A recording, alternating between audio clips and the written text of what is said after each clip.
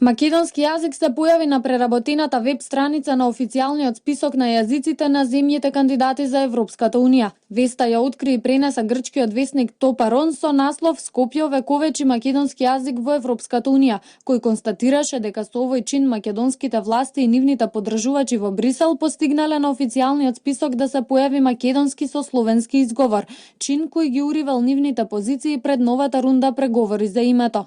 Топарон пишува дека грчката страна претходните години со своите интервенции постојано успешно ги спречуваше обидите за користењето на терминот македонски јазик, затоа што тоа прашање било директно поврзано со прашањето за идентитетот и е составен дел на македонизмот.